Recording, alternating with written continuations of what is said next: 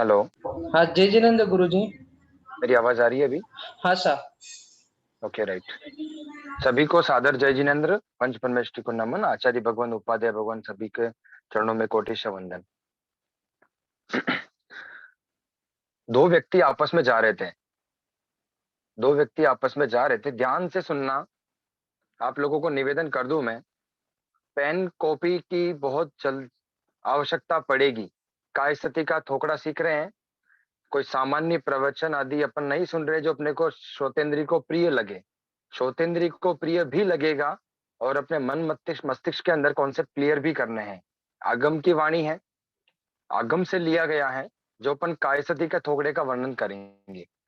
मुझे इस सेवा के लिए मौका देने के लिए श्राविका मंडल को बहुत बहुत धन्यवाद। कायसती का थोकड़ा जो है, प्रज्ञापना सूत्र पद 18वें में चलता है। प्रज्ञापना सूत्र पद 18 में काय सती का वर्णन चलता है।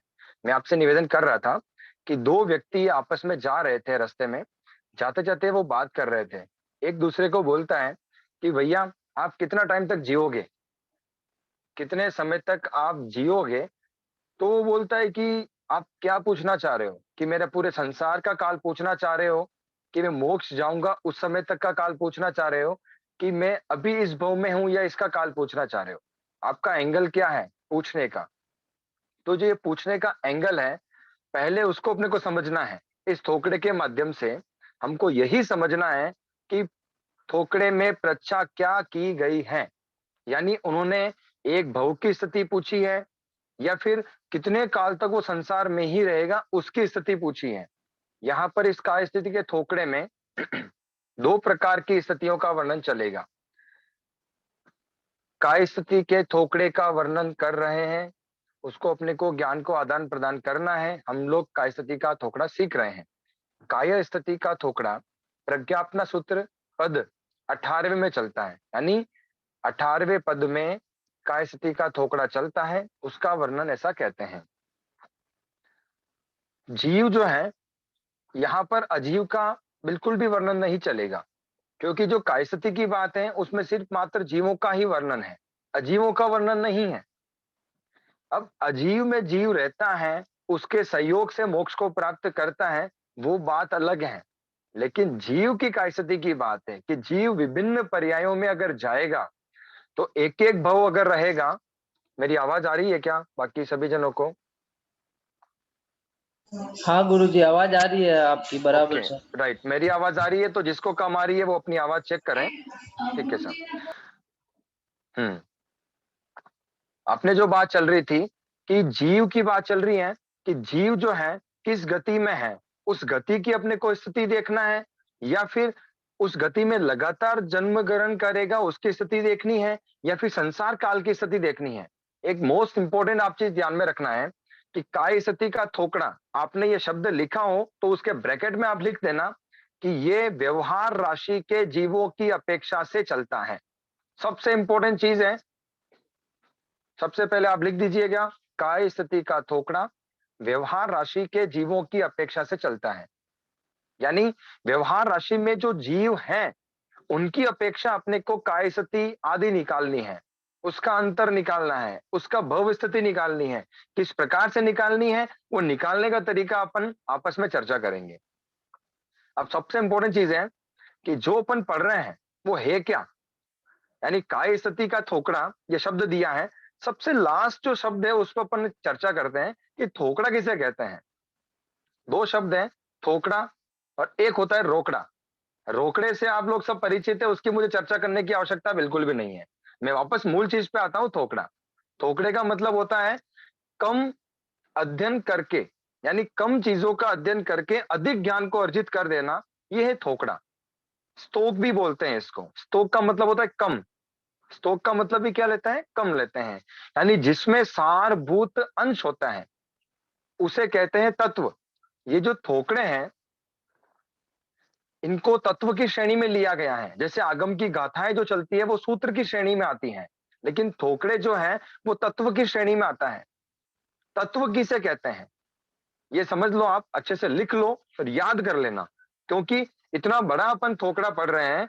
जब 25 बोल का भी विवेचन करें, पढ़ें आप लोग, आपको ध्यान में आए सबसे पहले ही ध्यान 25 बोल का थोकड़ा। थोकड़े का मतलब क्या होता है? थोकड़ा जाता है तत्व की श्रेणी में। अब तत्व क्या होता है? तो आप परिभाषा लिख लीजिए, पदार्थ के सारभूत अंश को तत्व कहते हैं।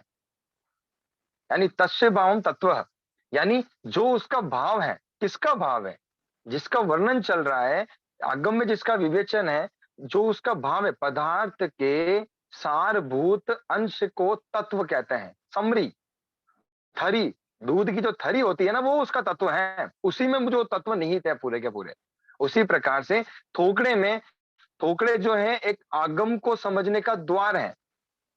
सभी जने आगम को, सबके सब आगम नहीं पढ़ सकते हैं। उसकी लैंग्वेज इतनी होती है, ऐसी लैंग्वेज होती है कि हमको किसी किसी को लगता है कि थोड़ा टफ है, थोड़ा इजी होता तो हम आसानी से समझ जाते हैं।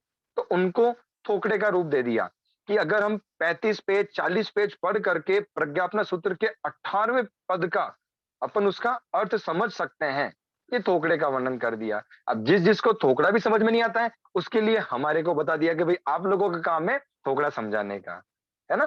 तो अपन अपन सभी जने मिल करके यहाँ पर एक काय सती के थोकड़े का विवेचन कर रहे हैं।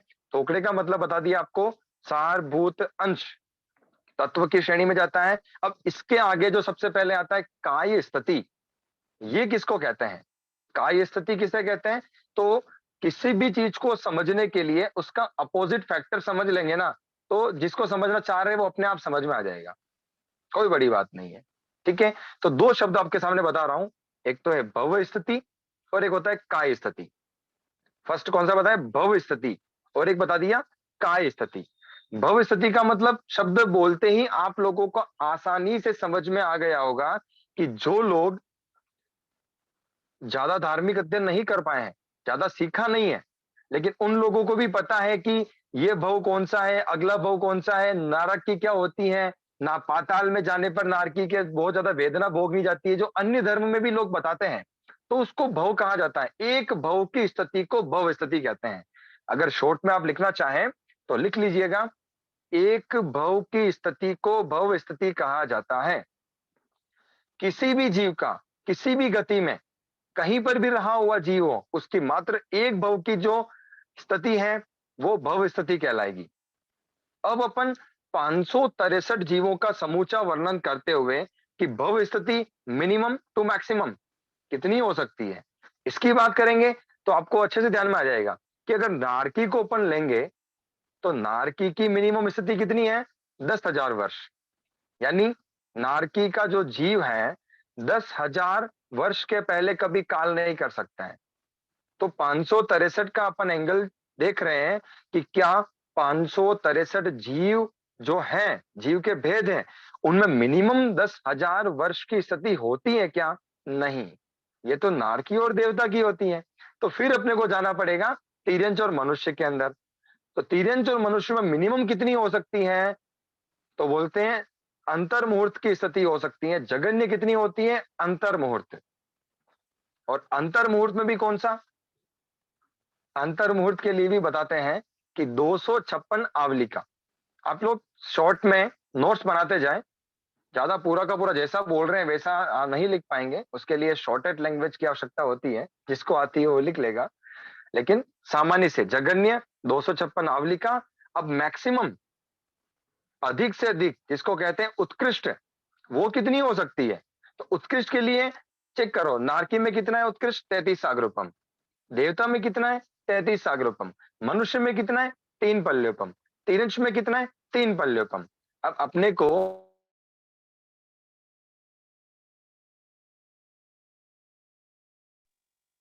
और सागरोपम, दोनों चीजों का ज्ञान होगा या जानकारी होगी, तो अपन लोग समझ पाएंगे कि ज्यादा कौन सा है, कर्म कौन सा है।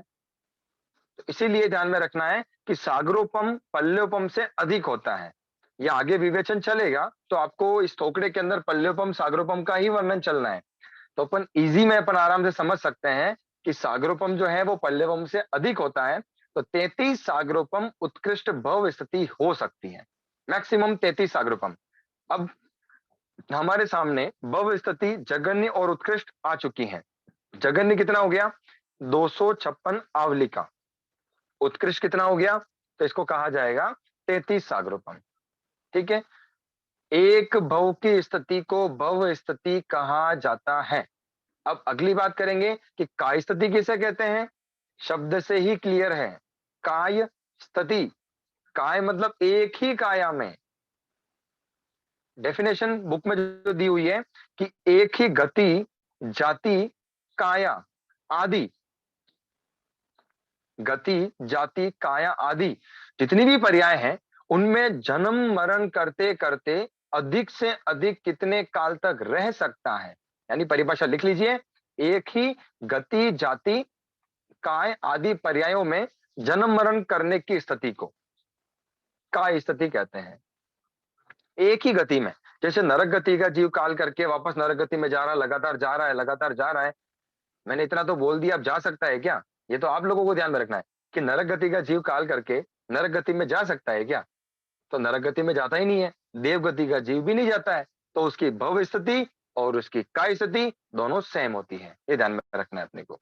नारकी की भव स्थिति और नारकी की काय स्थिति दोनों सेम होती है, उनमें कोई अंतर नहीं आता है। तो अब आप देख लो कि 4 गति में से 2 गति में की जो भव स्थिति है और काय स्थिति है, दोनों समान है। तो आपके लिए थोकड़ा स्टार्ट होने के पहले ही आधा खत्म हो गया। अब अपने को चेक तो खाली मनुष्य और तिरंज का ही करना है, क्योंकि नारकी देवता का जो भव स्थिति है वो ही उनकी काय स्थिति है। उसमें अपने को कोई विशेष जानकारी करने की आवश्यकता नहीं है। जिस समय पर वो उसका वर्णन उपस्थित होगा अपन चर्चा कर लेंगे, लेकिन विशेष रूप से मनुष्य और तिरंज को ही अपने को समझ करके इसका थोकड़ा चलता है। ये ध्यान में रखना है। अब जो भी प्रश्न वगैरह रहेंगे, मैं आपसे निवेदन कर दूं, जो भी प्रश्न रहे आप इंस्टेंट लिख लीजिए। कक्षा होने के पश्चात अपन आराम से चर्चा करेंगे। समय कम पड़ गया तो मेरे नंबर डाल दिए जाएंगे, आप जब आपकी मर्जी हो तब आप चर्चा कर लेना। ठीक है साहब? क्लासेस के बीच में सभी जनों का टाइम वेस्ट हो जाता है। हाँ जी, तो अपन चर्चा कर रहे थे काय स्थिति और भव स्थिति की। आप लोगों को ध्यान में आ गया है कि परिभाषा क्या है इन चीजों की। अब अपन एक चीज समझते हैं कि जो जीव है उसकी 2 प्रकार की पर्याय होती हैं। ऊपर लिखिए जीव, 2 एरो। इसकी 2 प्रकार की पर्याय होती है। एक तो होती है सामान्य पर्याय और एक होती है विशेष पर्याय। जीव की 2 प्रकार की पर्याय होती हैं। एक होती है सामान्य पर्याय और एक होती है विशेष पर्याय।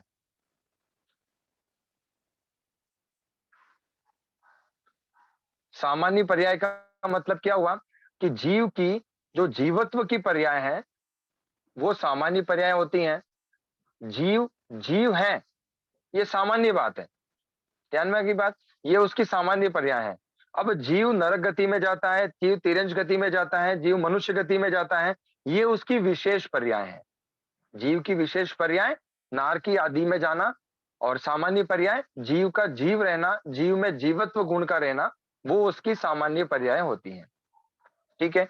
अब अपन अगली बात करते हैं, जिसमें थोकड़े में जो जो बुक में चलता है वर्णन काय स्थिति के थोकड़े के अंदर, तो उसमें पहले काल का वर्णन चलता है कि संख्यात काल, असंख्यात काल और अनंत काल।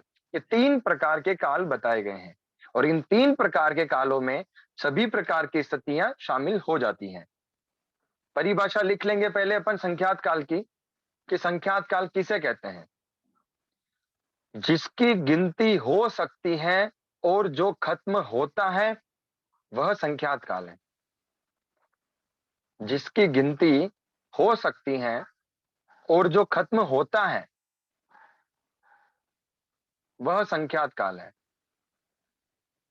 अब संख्यात काल में कौन कौन सी स्थितियां शामिल हो जाती हैं, तो ऐसा कहते हैं अंतर मुहूर्त से लेकर के, अंतर मुहूर्त डैश करके लिख दीजिए, करोड़ पूर्व तक। करोड़ पूर्व, अंतर मुहूर्त से लेकर के करोड़ पूर्व तक की स्थितियां संख्यात काल में आती हैं।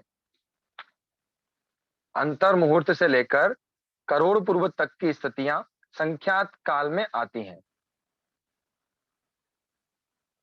जिसकी गिनती हो सकती है और जो खत्म होता है वह संख्यात काल है।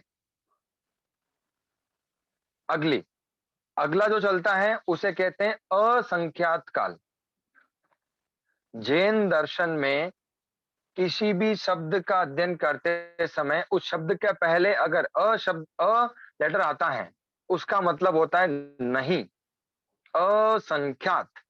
यानी जो संख्यात नहीं है, यानी जो संख्या में नहीं आ सकता है। इसकी परिभाषा लिखेंगे आप लोग, जिसकी गिनती नहीं हो सकती है, परंतु जो खत्म होता है। परिभाषा लिखिए, जिसकी गिनती नहीं होती, परंतु जो खत्म होता है, वह असंख्यात काल कहलाता है। गिनती नहीं, परंतु खत्म होता है, वह असंख्यात काल है। अभी असंख्यात काल के जो कुल मिलाकर के थोकड़े में 5 भेदों का वर्णन चलता है। असंख्यात काल के 5 भेद बताए हैं। सबसे पहला भेद बताया, आपको सिर्फ अपने दिमाग को यूज करके भेदों को बना देना है, करना कुछ नहीं है। थोकड़े में इतना विशेष कुछ भी नहीं है, सामान्य थोकड़ा है। सबसे कठिन थोकड़ा मैं मानता हूं 25 बोल को। उसके अलावा जो थोकड़े चलते हैं सब सरल है, क्योंकि 25 बोल को अगर अच्छे से पढ़ लिया ना, तो फिर किसी भी थोकड़े में एंट्री मार सकते हैं, कोई प्रॉब्लम ही नहीं है। असंख्यात, जो संख्यात काल का मैक्सिमम था ना, वो क्या था? करोड़ पूर्व। अब उसका जो अगला स्टार्टिंग है, वो असंख्यात काल का पहला भेद है। सिंपल सी बात है। अभी स्टार्टिंग क्या होगा? करोड़ पूर्व से थोड़ा सा अधिक। अब थोड़ा अधिक, मैंने ये नहीं बोला कि 1 मिनट अधिक, कि 2 मिनट अधिक, कि 10 मिनट अधिक। कितना अधिक? तो उसको बोलेंगे जाजेरी। तो असंख्यात काल का फर्स्ट भेद बन गया करोड़ पूर्व जाजेरी। आप लिखेंगे, असंख्यात काल का पहला भेद है करोड़ पूर्व जाजेरी। अभी सेकंड बताया कि असंख्यात काल का दूसरा भेद कौन सा है? तो पल्योपम का असंख्यातवा काल। पल्योपम जो है, उसका असंख्यातवा जो भाग होता है, वो असंख्यात काल का सेकंड भेद होता है। पल्योपम का असंख्यातवा भाग। तीसरा बताया, अभी तीसरे के पहले मैं इन दोनों को आपको अच्छे से क्लियर कर दूं। अधिकांश इसको याद कर लेते हैं, लेकिन बहुत समस्याएं आती हैं। नहीं आती है तो मैं पैदा कर देता हूं, कोई समस्या वाली बात नहीं है। करोड़ पूर्व झाजेरी मतलब थोड़ा अधिक, जिसको गिन सकते हैं वो संख्यात काल कहलाता है। गिन सकते हैं। अभी करोड़ पूर्व झाजेरी जो गिन सकते हैं ना, वो संख्यात काल में है। ये अपन अच्छे से समझ चुके हैं। अभी करोड़ पूर्व झाजेरी से के अंदर 1 मिनट प्लस कर दिया, तो वो कितना हो गया? 1 करोड़ पूर्व झाजेरी प्लस 1 मिनट। तो वो असंख्यात काल हुआ कि संख्यात काल हुआ है? यहां जो अपन पढ़ रहे हैं, उसके अकॉर्डिंग अपन बोलेंगे असंख्यात काल ही हुआ है। डेफिनेशन में क्या लिखा था अपन ने? जिसको गिन नहीं सकते, परंतु जो खत्म होता है। जो गिन नहीं सकते, जिसको जो खत्म होता है। अभी अपन ने गिन तो लिया कि करोड़ पूर्व झाजेरी 1 मिनट अधिक है, तो संख्यात काल हो गया ना? ये तो क्या नहीं हुआ है? किताबों में अधिकांश जगह यही पढ़ने को मिलता है, करोड़ पूर्व जाजेरी जो है, करोड़ पूर्व से एक समय भी अधिक हो गया है, तो वो असंख्यात काल की श्रेणी में आएगा। अब ये एंगल अपने को समझना कैसे, कि किस तरीके से मानना है। क्योंकि एक दिन अधिक ले लिया है, तो जो पहले की स्थिति थी उसमें एक दिन जोड़ लो। जब इतना सारा अपन लोग जोड़ सकते हैं, एक दिन और जोड़ने में कहां प्रॉब्लम है? उसको जोड़ लेंगे तो आंसर आ जाएगा, संख्यात हो गया हो तो फिर। लेकिन ऐसा नहीं है। अब देख लीजिए ये कैसे बैठेगा, कि करोड़ पूर्व जाजेरी जो काल है, वहां तक गिनती कर सकते हैं, वहां तक संख्या बनी है बोलने के लिए। कैसे? सैकड़ा, हजार, तो उसके बाद लाख, करोड़, अरब, 10 अरब, खरब, 10 खरब, नील, पद्म, संख्या, इतना तक चलता है। ठीक है ना? लेकिन उसके आगे एक टाइटल नहीं दे सकते, संख्या ही नहीं है कि उसको बोल सकते हैं। अब प्रश्न उठता है कि जैन दर्शन के अनुसार गिनती कहां तक संभव है? तो एक शब्द बोल दी, 2 शब्दों में इस बात को बोलते हैं, शीर्ष प्रहेलिका। क्या बोलते हैं? शीर्ष प्रहेलिका तक गिनती संभव है, यहां तक गिनती कर सकते हैं। शीर्ष प्रहेलिका का मतलब क्या होता है? जिसमें 194 डिजिट होते हैं। 194, 194 डिजिट शीर्ष प्रहेलिका में। अब 194 डिजिट जो है 194, उसमें ऐसा बोलते हैं कि जो 54 स्टार्टिंग की जो डिजिट होंगे ना, वो अंकों में आएंगे, अंकों में। 54 तो बोलते हैं अंक, और उसके पीछे बोलते हैं 140 140 बिंदियां। जैसे एग्जाम्पल के लिए मैंने आपको सामने एक शब्द रखता हूं 10,000। 10,000 में सिर्फ अंकों की संख्या कितनी है? एक। 00 कितने हैं? तो बोलेंगे 4। ध्यान में आ रहा है? 10,000 की जो संख्या है उसमें अंकों की संख्या है एक और 00 है 4। अब आप सोच लो कि अगर मान लो एक संख्या लिखी है 1 2 3 4 5 और उसके आगे 10 00 लगा दिए, अपन गिनते गिनते थक जाएंगे।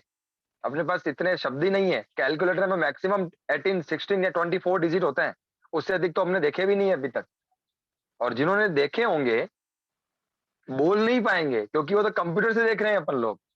यानी अपने सामने जो संख्या अपने सामने उपस्थित होती है, इकाई दहाई सैकड़ा हजार 10,000 लाख 10 लाख करोड़ 10 करोड़, फिर उसके बाद अरब 10 अरब खरब 10 खरब संख्य आदि, इतना 15 20 डिजिट ही गिन सकते हैं अपन लोग।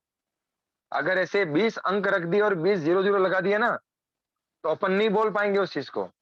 लेकिन जैन दर्शन के हिसाब से 194 डिजिट तक गिनती संभव है, और उसको बोलते हैं शीर्ष प्रहेलिका। उसमें 54 तो अंक होते हैं और 140 00 होते हैं। अब मोस्ट इंपोर्टेंट जो बात मैं आपको बोलना चाह रहा हूं, ये ध्यान में रखना है कि शीर्ष प्रहेलिका के ऊपर भी संख्यात काल होता है, ये ध्यान में रखना है। लेकिन जैन दर्शन में कहां तक गिनती संभव है? तो क्या बोलेंगे? 194 डिजिट तक संभव है। अच्छे से क्लियर कर लो। कहीं कहीं पर बहुत जगह सुनने को मिला था कि शीर्ष प्रहेलिका मैक्सिमम संख्यात काल है। शीर्ष प्रहेलिका मैक्सिमम संख्यात काल है, ऐसा नहीं है। मैक्सिमम संख्यात काल है करोड़ पूर्व। मैक्सिमम संख्यात काल क्या है? करोड़ पूर्व। शीर्ष प्रहेलिका तक तो गिनती संभव है। ध्यान में आ रही मेरी बात आप लोगों को? शीर्ष प्रहेलिका तक गिनती संभव है, उसके ऊपर भी संख्यात काल होता है। कहां तक होता है? कि जब तक 1 करोड़ पूर्व पूरा नहीं हो जाता तब तक संख्यात काल होता है। और उसके आगे जैसे ही एक समय और मिला दिया, तो अपने सामने ऐसी कोई संख्या ही नहीं है जिसको अपन बोले कि ये संख्यात काल है। काउंटिंग नहीं हो सकती है उसकी। ध्यान में आ रही है बात? उसकी काउंटिंग नहीं हो सकती है, इसलिए करोड़ पूर्व जाजेरी को 1 मिनट अधिक मिल गया, उसको असंख्यात काल बोल दिया है। इसकी परिभाषा से क्लियर है कि जिसकी गिनती नहीं हो सके परंतु जो खत्म होता है वो असंख्यात काल कहलाता है। ध्यान में आ गई बात? अभी असंख्यात काल का पहला भेद आपको समझ में आ गया होगा, करोड़ पूर्व जाजेरी। उसके पश्चात सेकंड जो बताते हैं वो बता दिया पल्योपम का असंख्यात्व भाग। अब यहां पर एंगल और क्या चीज है आप ध्यान में ले लें। पल्योपम का असंख्यात्व भाग, आप लोगों ने जीव पज्जवा शायद पढ़ा ही है अभी, वो कल ही खत्म हुआ है। मैंने ऐसा सुना है कि जीव पज्जवा आप लोग पढ़ रहे थे, तो आप बुद्धि की परीक्षा यही हो जाएगी कि आपने कितना लर्न किया है, कितनी अच्छे से पढ़ाई करी है। कि जो पल्योपम का असंख्यात्व भाग है वो करोड़ पूर्व हो सकता है कि नहीं हो सकता है? हो सकता है। क्या 1 मिनट हो सकता है कि नहीं हो सकता है पल्लेवम का असंख्यात्व भाग? 1 मिनट भी हो सकता है। एक समय हो सकता है कि नहीं हो सकता है? यस, एक समय भी हो सकता है। लेकिन पल्लेवम का असंख्यात्व भाग किसमें ले रखा है? असंख्यात काल का सेकंड वेद है। इसलिए यहां पर पल्योपम का असंख्यात्व भाग असंख्यात काल ही लेना है। लाइन फिक्स कर लो दिमाग के अंदर। असंख्यात काल के जो 5 भेद बताए हैं, उन 5 भेदों में जो सेकंड भेद है पल्योपम का असंख्यात भाग, वो संख्यात काल भी हो सकता है। लेकिन इस टोकरे में पल्योपम का असंख्यात भाग असंख्यात काल ही लेना है। और वो पहले वाले भेद से, पहले वाला भेद कौन सा? करोड़ पूर्व जाजेरी, उससे असंख्यात गुना बड़ा हो सकता है। अनेकों करोड़ पूर्व हो सकते हैं उसके अंदर। पल्योपम का जो असंख्यात भाग जो भेद लिया है उसमें अनेकों करोड़ पूर्व हो सकते हैं। इवन उसके अंदर वो जो है करोड़ पूर्व जाजेरी से असंख्यात गुना बड़ा हो सकता है। ये अच्छे से ध्यान में रखना है आप लोगों को। अगला बता दिया पल्योपम सागरोपम काल। अगला क्या बोलेंगे? पल्योपम सागरोपम काल। पहला बता दिया करोड़ पूर्व झाजेरी, सेकंड है पल्लवम का असंख्यात्व भाग, तीसरा बताएंगे करोड़ पल्योपम और सागरोपम काल। अब जो पल्योपम और सागरोपम काल है, आप लोगों को सामने जानकारी जानकारी वाले लोग हैं, पल्लेपम किसे कहते हैं, वो कुएं का जो एग्जांपल लेते हैं आप लोगों को अच्छे से ध्यान में होगा। मैं शॉर्ट में बोल रहा हूँ, 4 कोस लंबा, 4 कोस गहरा, 4 कोस चौड़ा, उसके अंदर युगलिक के जो बाल होते हैं, सूक्ष्म बाल, छोटे बाल डाल दिए। बहुत भयंकर हवा चले तो एक भी बाल नहीं उड़े, बारिश होवे तो एक भी बाल भीगे नहीं, चक्रवर्ती की सेना निकल जाए तो दबे नहीं, उसको प्रति समय निकालते जाइए, जब वो पूरा कुआं खाली हो जाएगा उसको बोलते हैं एक पल्योपम। अब अगली जो बात मैं बोलना चाह रहा हूं वो ये ध्यान में रखना है, 10 कोटा कोटि पल्योपम का एक सागरोपम होता है। अच्छे से लिख लो, लिखोगे तभी कॉन्सेप्ट क्लियर होंगे, ध्यान में हो तो कोई बाधा वाली बात नहीं है। 10 कोटा कोटि पल्लवम का एक सागरोपम होता है।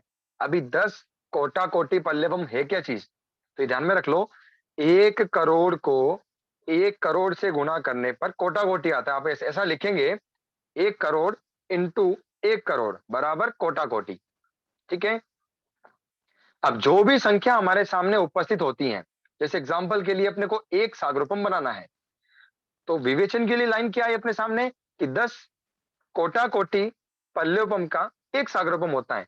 शब्दों पर ध्यान दोगे तो यहां पर सीधा फिक्स होएगा, 10 मतलब 10 लिखना है।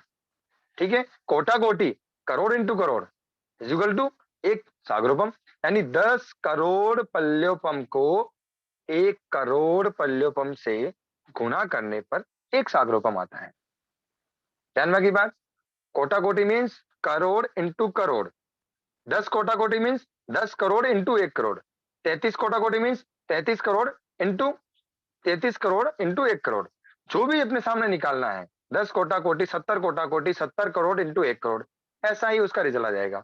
तो 10 कोटा कोटि पल्योपम का एक सागरोपम होता है।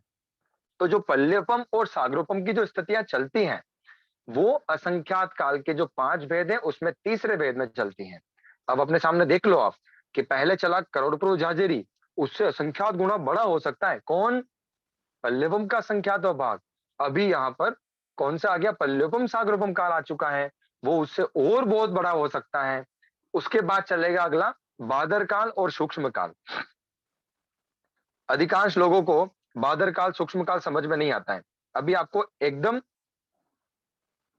फिट बिठा देंगे कि बादर काल और सूक्ष्म काल क्या है।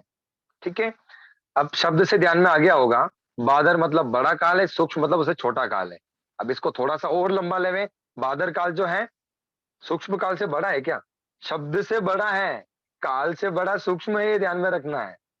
बादर काल मतलब बड़ा किससे, शब्द से, सूक्ष्म काल मतलब छोटा किससे, शब्द से।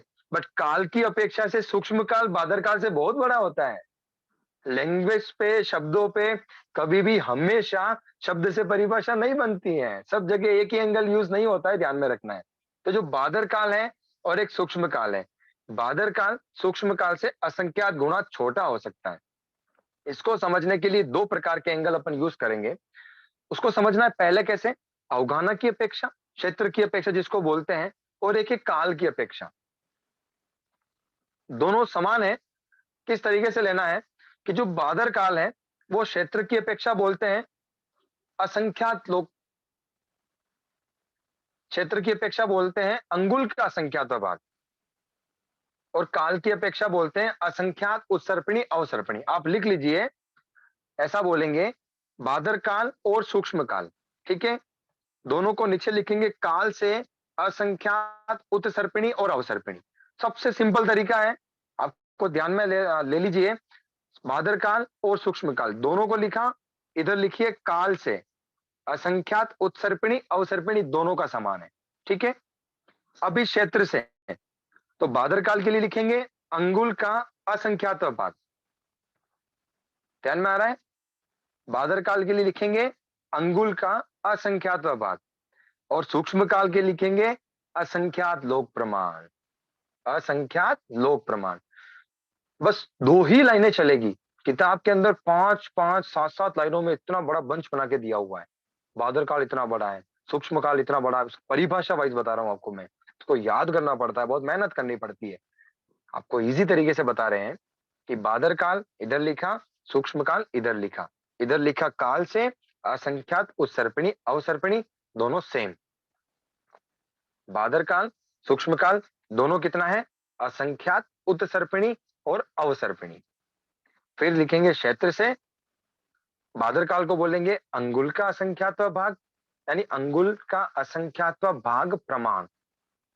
क्षेत्र और जो अगला सूक्ष्म काल है उसके लिए बोलेंगे असंख्यात लोक प्रमाण। आपने ये लिख लिया हो तो उसके बाद इसको मैं जो किताब में लिखा हुआ है वो के वो शब्द आपको बोल के बता देता हूँ।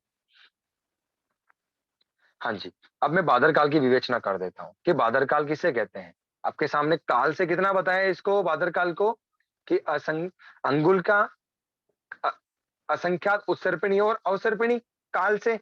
इसका मतलब क्या हुआ कि बादर काल को बीतने में असंख्यात उत्सर्पिणी और अवसर्पिणी काल लग जाता है। बादर काल को बीतने में असंख्यात उत्सर्पिणी और अवसर्पिणी काल बीत जाता है। इसको अगर अपन क्षेत्र की अपेक्षा समझेंगे तो क्षेत्र कितना हो सकता है इतने बड़े काल के अंदर बीतने में, तो बोलते हैं अंगुल का असंख्यात भाग, यानी एक अंगुल में जितने एक अंगुल के असंख्यातवें भाग में, एक अंगुल किसको कहते हैं पहले तो ये प्रश्न है। ये अंगुल दिख रहे हैं अपने आप को, ये अंगुल है, इसको अंगुल बोलते हैं कि नहीं बोलते हैं? ओके, इसको अंगुल बोलते हैं। कोई बोलने वाले बोल रहे हैं इसको अंगुल बोलते हैं। ये अंगुल है नहीं, इसको भी अंगुल नहीं बोलते हैं। अब आपको एकदम इजी एग्जांपल से फिट करता हूं अंगुल किसे कहते हैं। कभी मुपत्ती को मापा होगा आप लोगों ने, कैसे मापते हैं, यू यू मापते हैं कि यू मापते हैं? यस, 16 अंगुल 21 अंगुल, याद आया? अब अंगुल ये वाला है, इसको बोलते हैं, यहां से लेके यहां की साइज है एक अंगुल। ध्यान में आ रहा है? फिट कर लो दिमाग के अंदर। हम भी यही बोलते थे ये एक अंगुल है, ये एक अंगुल नहीं है। मुपत्ती मापते तो ऐसे नहीं मापते ना, मुपत्ती तो ऐसे मापते अपन लोग, तो बोलते 16 अंगुल। इट मीन्स क्या हुआ कि 1 2 3 4 ये 8 अंगुल हो गया, तो अंगुल तो ये है ना। यस, तो इतनी साइज का जो है ये अंगुल है। इसके असंख्यातवें भाग में, असंख्यातवें भाग में जितने आकाश प्रदेश रहे हुए हैं उन आकाश प्रदेशों को प्रति समय खाली करते जाओ करते जाओ करते जाओ, पूरे के पूरे खाली हो जाए असंख्यातवें भाग में, एक अंगुल में नहीं, पूरे खाली हो जाएंगे, तब वो क्या कहलाएगा, बादर काल। अब वो अंगुल के असंख्यातवें भाग में जितने आकाश प्रदेश थे उनको खाली करने में कितना काल लगा, असंख्यात उत्सर्पिणी और अवसर्पिणी काल। आप देख लीजिए कितना ग्रेट कैलकुलेशन अपने सामने भगवान महावीर स्वामी केवल ज्ञानी ने बताया है। अंगुल के असंख्यातवें भाग में सूजी का एक कण भी बहुत बड़ा होता है, वो भी बहुत बड़ा है, उसके भी असंख्यातवें भाग में जितने आकाश प्रदेश रहे हुए हैं खाली करते जाओ, उसको असंख्यात उत्सर्पिणी अवसर्पिणी काल। एक अवसर्पिणी काल कितने का होता है, 10 कोटा कोटि सागरोपम का होता है। 10 करोड़ सागरोपम को 1 करोड़ सागरोपम से गुणा करने पर 10 कोटा कोटि, एक काल चक्र 20 कोटा कोटि, ऐसे असंख्यात उत्सर्पिणी और अवसर्पिणी बीत जाए तब जाकर के वो अंगुल के असंख्यातवें भाग में जितने आकाश प्रदेश हैं, और उनको 100 साल में खाली नहीं कर रहे हैं, प्रति समय खाली करना है। अब आप देख लीजिए कितने आकाश प्रदेश हो जाएंगे, मजा आ जाएगा खाली करने में, होगा ही नहीं अपने से तो। हाँ जी, बादल काल ध्यान में आ गया। अब इसका अगला है सूक्ष्म काल। अगला जो है वो उसका नाम है सूक्ष्म काल, कि सूक्ष्म यानी वो बादर है उसमें बड़ी गणना की गई है, उसमें अंगुल का संख्या तो भाग लिया था, वो बड़ी गणना थी। इस काल में और छोटी गणना करनी है, यानी एरिया लेना बड़ा। इसलिए क्या समझना है इसके अंदर, दोनों सेम बता दिया आपको काल की अपेक्षा, कि उसमें भी असंख्यात उत्सर्पिणी अवसर्पिणी काल लगेगा बीतने में, और सूक्ष्म काल को भी बीतने में असंख्यात अवसर्पिणी उत्सर्पिणी काल लगेगा।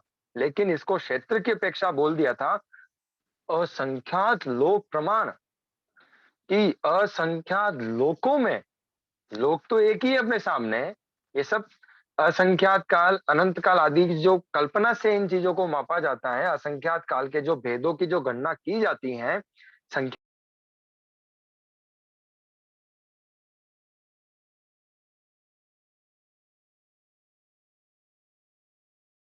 गुरुजी आप म्यूट हो गए हैं। आप मेरी आवाज आने वाली हाँ अभी हाँ होगी आप सभी गुरुजी, की समय हाँ अर्चना। गुरुजी। एक्चुअली इसमें कॉल आ गया था। हाँ जी, सॉरी, समय अर्चना मिच्छामि दुक्कडम। हाँ, अपनी जो बात चल रही थी वो ये चल रही थी, सूक्ष्म काल के बारे में अपनी बात चल रही है कि सूक्ष्म काल किसको कहते हैं। सूक्ष्म काल बादर काल से असंख्यात गुना बड़ा होता है, फर्स्ट लाइन। और उसके पहले जो आपको मैंने भेद बताई दिए थे कि उसको दो एंगल से उसको अपन क्लियर कर सकते हैं। फर्स्ट बताया कि काल से उसको बीतने में असंख्यात उत्सर्पिणी अवसर्पिणी काल लग जाता है। दूसरा एंगल बताया क्षेत्र का, असंख्यात लोक प्रमाण। जो लोक हैं, लोक तो अपने सामने एक ही है, परंतु कल्पना से अगर ऐसे लोक असंख्यात हों, तो उन असंख्यात लोकों में जितने आकाश प्रदेश रहे हुए हैं, अपनी पेन, आप जो कॉपी वगैरह पेन यूज करते हैं, अपने पेन से कॉपी के ऊपर एक डॉट लगाया, डॉट लगाते उस डॉट को देखो, उस डॉट में कितने आकाश प्रदेश रहे हुए हैं। यानी वो जो डॉट है ना, वो लोक के कितने आकाश प्रदेश को अवगाहित कर रहा है, यानी उस पर रुक रहा है, तो बोलेंगे असंख्यात। जो भी आपने जीव पर जवा का थोकड़ा पढ़ा है, मैं बराबर आपकी एग्जाम लेता रहूंगा साथ साथ में कि कितनी कमजोरी से पढ़ा है या अच्छे से पढ़ा है। तो डॉट लगा है ना, जो भी हमको आंखों से दृष्टिगोचर हो रहा है वो क्या है, पुद्गल तो बता ही दिया। जो भी दिख रहा है वो अनंत प्रदेशी पुद्गल है। और जब वो असंख्यात आकाश प्रदेश को अवगाहित करेगा तभी दिखेगा, बाकी नहीं दिख सकता है। एक सूजी का जो कण होता है ना, वो ठहर रहा है असंख्यात आकाश प्रदेश पर। आपका जो रूम है उसमें कितने आकाश प्रदेश हैं, असंख्यात। आपके पूरे चेन्नई में कितने हैं, असंख्यात। इंडिया में कितने हैं? असंख्यात। पूरे वर्ल्ड में कितने हैं? असंख्यात। और जो वर्ल्ड है भारत क्षेत्र के सामने कितना बड़ा है, इतना सा, ये छोटा सा है।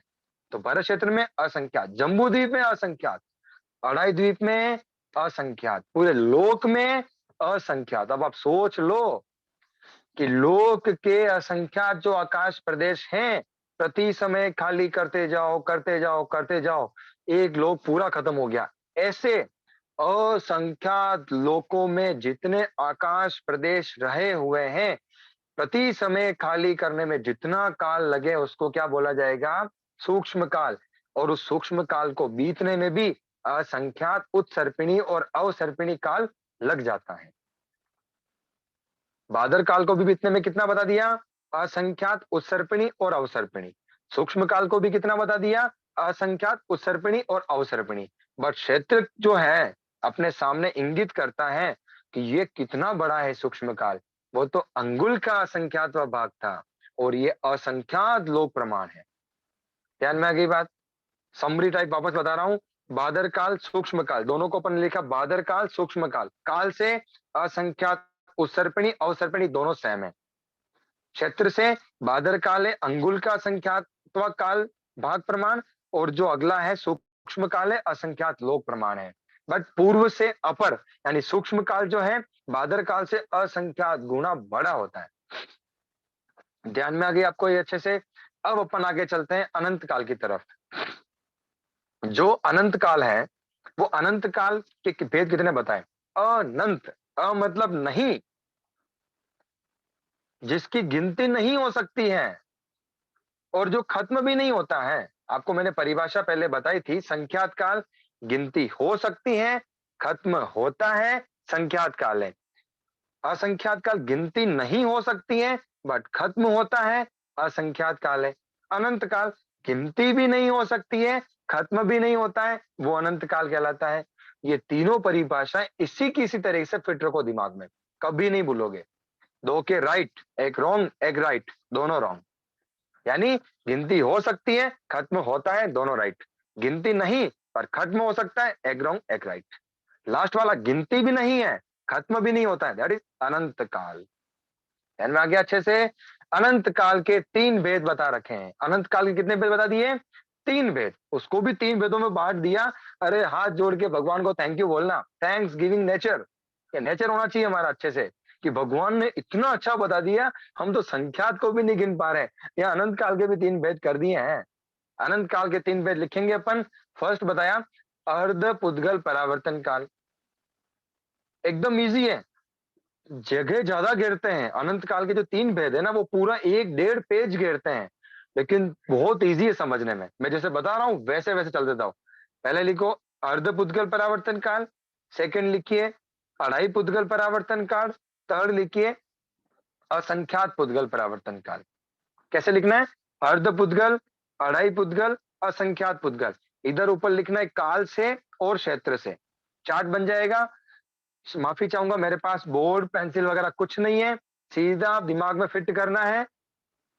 इसीलिए आप लिखेंगे ऊपर काल से क्षेत्र से, इधर लेफ्ट साइड में तीनों लिखेंगे अर्ध पुद्गल, अढ़ाई पुद्गल, असंख्यात पुद्गल परावर्तन काल। लिख लिया हो तो मैं आगे की बताता हूं।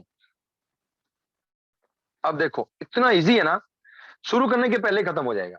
जैसे अर्ध पुद्गल परावर्तन काल है, ऊपर क्या आ रहा है? काल से। यहां लिखो अनंत उत्सर्पिणी और अवसर्पिणी, अनंत उत्सर्पिणी और अवसर्पिणी। अब अढ़ाई पुद्गल के नीचे डैश डैश कर दो, सेम। असंख्यात पुद्गल में डैश डैश कर दो, सेम। यानी अर्ध पुद्गल परावर्तन काल, अढ़ाई पुद्गल परावर्तन काल और असंख्यात पुद्गल परावर्तन काल, तीनों काल से क्या है? तीनों काल से क्या है? अनंत उस अवसर्पिणी और उत्सर्पिणी काल से, यानी अनंत उत्सर्पिणी और अवसर्पिणी प्रमाण। ध्यान में आ गया? अब इस क्षेत्र से क्या है? अनंत लोक प्रमाण, तीनों सेम, कुछ भी अंतर नहीं है। बस अपने को बोलना है, इसको बोलना किस तरीके से तो हम बैठे हैं बताने के लिए। ध्यान में आ गया आपको? ऊपर लिखा है काल से क्षेत्र से, इस साइड में लिखना है अर्ध पुद्गल, अढ़ाई पुद्गल, असंख्यात पुद्गल। ठीक है? अभी क्षेत्र, ये काल से कितना है? अनंत लोक प्रमाण। तीनों जो भेद हैं अनंत लोक प्रमाण होते हैं। ठीक है? तीनों जो भेद हैं क्षेत्र से अनंत मिच्छामि दुक्कडम, तीनों जो भेद हैं वो काल से क्या बता देंगे? अनंत उत्सर्पिणी अवसर्पिणी प्रमाण है। वापस देख लीजिए आपकी कॉपी में आपने क्या लिखा है। तीनों जो भेद हैं, फर्स्ट जो था काल से अनंत उत्सर्पिणी अवसर्पिणी प्रमाण है, लिख लिया।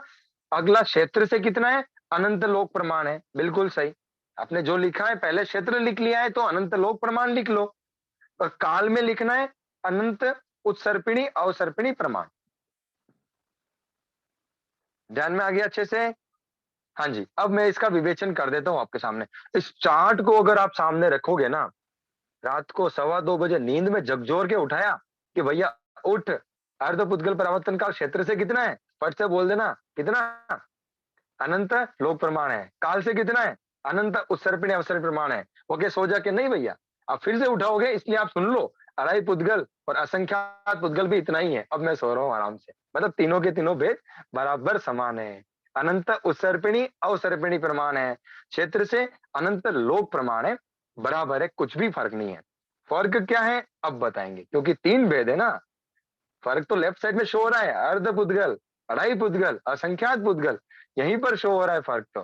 ठीक है, अब अपन इसकी विवेचन करते हैं। अर्ध पुद्गल परावर्तन काल, इसको समझने के लिए पीछे जो चीज आ रही है पुद्गल परावर्तन काल, ये किसको कहते हैं? कि पुद्गल परावर्तन होता क्या है? तो पुद्गल जो है ना, पुद्गल क्या होता है? जो भी हमको आंखों से दिखता है सब पुद्गल है।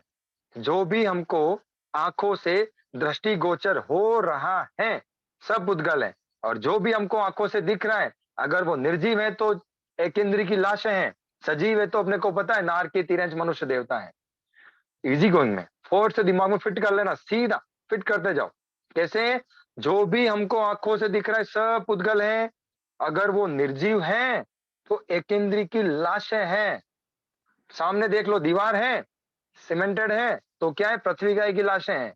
खिड़की है, लकड़ी है तो वनस्पति गाय की लाशें हैं। दोवन पानी पास में है तो अपकाय की लाशें हैं। जो भी हमको आंखों से दिख रहा है, जिससे भी सजावट की चीजें बनती हैं, सभी एकेंद्री की लाशें हैं। अगर सजीव है तो पंचेंद्री वाला जीव है, बट शरीर तो क्या है? वो अजीव ही है। ध्यान में आ गई बात? तो अपन जो बात कर रहे हैं पुद्गल परावर्तन, पुद्गल मतलब जो भी हमको दृष्टिगोचर होता है वो सब क्या है? पुद्गल है, सभी पुद्गल हैं। अब परावर्तन, जो इस पूरे के पूरे लोक में वर्गणाएं रही हुई हैं, वर्गणा मतलब पुद्गल। वर्गणा किसको कहते हैं? एक लाइन में परिभाषा लिख लीजिए, कुछ लिख लेंगे तो उसको देख करके अपन रिकॉल कर सकते हैं। समान जातीय पुद्गलों के समूह को वर्गना कहते हैं। समान जातीय पुद्गलों के समूह को वर्गना कहते हैं। काय स्थिति के थोकड़े का जो बेसिक है ना, मेरा एक निवेदन है आप लोगों से कि जब भी कोई थोकड़े की स्टार्टिंग करते हैं तो उसका बेसिक, उसके पिलर्स इतने मजबूत कर दो उसकी नींव कि आगे का काम तो फटाफट 2-5 दिन में खत्म हो जाता है। मेन जो नींव है ये जरूरी है। हाँ जी, समान जातीय पुद्गलों के समूह को वर्गना कहते हैं। एक चीज और मेरे को ध्यान में आ रही, मैं यही बोल देता हूं। पुद्गलों का समूह वर्गना कहलाता है। वर्गना का समूह स्पर्धक कहलाता है। आप लोगों ने सुना होगा स्पर्धक, दलिक। दलिक जो नाम सुना होगा आप लोगों ने। दलिक क्या होता है? कर्म दलिक शब्द परिचित होंगे आप लोग। तो पुद्गलों का समूह वर्गना कहलाती है।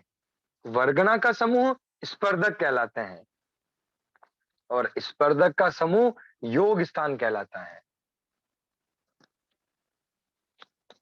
डेफिनेशन ऐसे फिट रखो, कहीं पर भी पूछे फट से क्लिक हो जाए और बोलो तो वापस सेकंड बार प्रश्न ही खड़ा नहीं होंगे।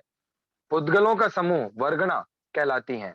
वर्गणाओं का समूह स्पर्धक कहलाता है। स्पर्धक का समूह योग स्थान कहलाता है। लास्ट के दो का विवेचन नहीं करेंगे क्योंकि ये विषय यहाँ पर नहीं है। पुद्गलों का समूह वर्गना कहलाती है। कौन से पुद्गलों का? तो समान जातीय पुद्गलों का समूह। यानी समान जातीय, अब इसमें बता दिया कि वर्गणाएं कितनी होती हैं, तो आप लोगों को पता होगा कि वर्गणाएं तो कितने प्रकार की बता दी? 8 प्रकार की बता दी हैं। सिंपल सा याद करने के लिए आपको अच्छे से पता है, 7वें बोले शरीर 5, तो 5 शरीर की 5 वर्गणा। औदारिक वर्गणा, वेकरी वर्गणा, आहारक वर्गणा, तेजस वर्गणा, कार्मण वर्गणा। ठीक है, ध्यान में आ गई अच्छे से। फिर मनोवर्गणा, भाषा वर्गणा और श्वासोश्वास वर्गणा।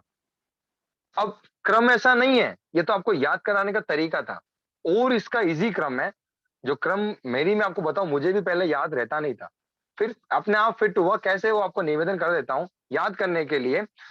जो फर्स्ट के 4 शरीर है ना, औदारिक, वेक्रिय, आहारक और तेजस, उसको ऐसा कैसा बोल दो? औदारिक वर्गणा, वेक्री वर्गणा, फिर अगली आहारक वर्गणा और तेजस वर्गणा। ठीक है, उसके बाद यहां से स्टार्ट करो। भाषा वर्गणा, भाषा के ऊपर जाएगा नोज, श्वासोश्वास वर्गणा। फिर ऊपर मन आ गया, मनोवर्गणा। और लास्ट में बोल दो जो छोड़ी थी अपन ने, कार्मण वर्गणा। याद हो गया? ऐसा कैसा क्रम अपनी पुस्तक में है, कहीं पर भी पढ़ोगे ऐसा ही मिलेगा। 4 शरीर की वर्गणा बोल दी, औदारिक वर्गणा, वेक्री वर्गणा, आहारक वर्गणा, तेजस वर्गणा। फिर भाषा वर्गणा, श्वासोश्वास वर्गणा, मनोवर्गणा और कार्मण वर्गणा। ये वर्गणाएं होती हैं। ये सभी वर्गणाएं लोक में ठसाठस भरी हुई हैं। ठसाठस भरी हुई है। व्यक्ति को जो प्रवृत्ति करनी होती है, अपने को सोचना है, तो मनोवर्गणा के पुद्गलों को ग्रहण करके सोचते हैं। श्वास लेना है तो श्वासोश्वास वर्गणा के पुद्गलों को ग्रहण करके श्वासोश्वास लेते हैं। आप कर्म सिद्धांत की क्लास अटेंड कर रहे हैं, उसमें कर्म की परिभाषा बताई होगी श्रावक सा ने कि कार्मण वर्गणा के पुद्गलों को ग्रहण किया है। किसको करते हैं? कार्मण वर्गणा के पुद्गल को। रिजल्ट क्या आता है? कर्म हुआ है। तो कर्म जो करना है ना, कर्म का बंद करना है तो कार्मण वर्गणा को ग्रहण करना पड़ेगा। सोचना है तो मनोवर्गणा को। शरीर को बड़ा छोटा, दृश्य अदृश्य रूप परिवर्तन करना है तो वेक्री वर्गणा के पुद्गल को ग्रहण करना पड़ेगा। यानी जिन वेक्री का ग्रहण करना है तो वेक्री का ही लेना पड़ेगा, औदारिक का ग्रहण करना है तो औदारिक का ही लेना पड़ेगा। एग्जाम्पल के लिए मैं आपको बोलता हूं कि 50 किलो आटा पिसवा करके लेके आए। श्रावक जी को बोला कि भाई आटा पिसवा करके गेहूं पिसवा, आटा पिसवा के लेके आओ। तो बोला 50 किलो पिसवा दिया। अब वो आटे का जो था ना प्रमाण, वो ऐसा था कि वो पिसाया रोटी का रोटी बने वैसा आटा था।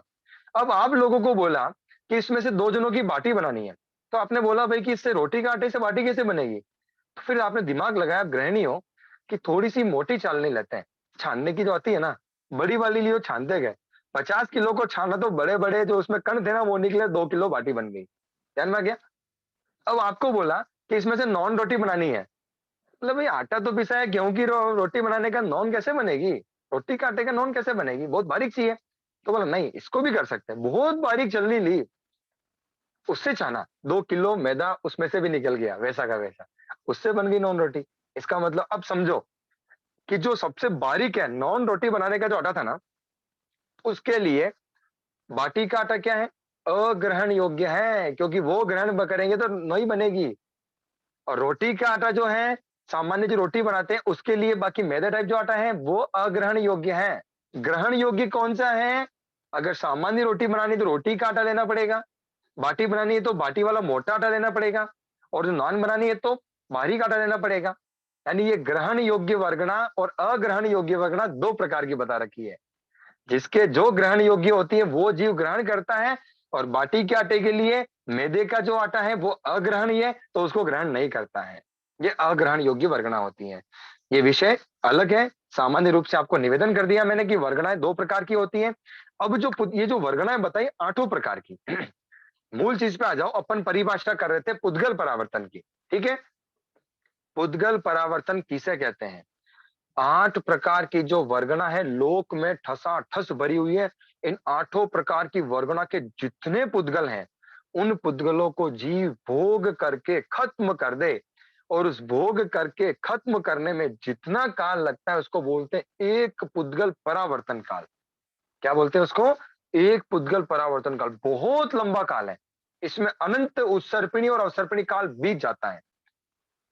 ध्यान में आ गई बात? आठों प्रकार की जो वर्गणा है, इनमें जो द्रव्य रहा हुआ है, जीव इन सभी वर्गणाओं के द्रव्यों को भोग करके जन्म मरण करता रहे, भोग करके खत्म करता रहे। जब ये आठों प्रकार की वर्गणाओं के क्रमदलिक जो है द्रव्य उनको खत्म कर देगा तो उसको बोलेंगे एक पुद्गल परावर्तन काल। और उसका आधा जो है वो है अर्ध पुद्गल परावर्तन काल। अब अर्ध पुद्गल परावर्तन काल जो आपने लिखा है ना, उसके ब्रैकेट में लिख दीजिए शुक्ल पक्षी की उत्कृष्ट काय सती होती हैं। जिस जीव ने संसार को सीमित कर दिया है उसे कहते हैं शुक्ल पक्षी।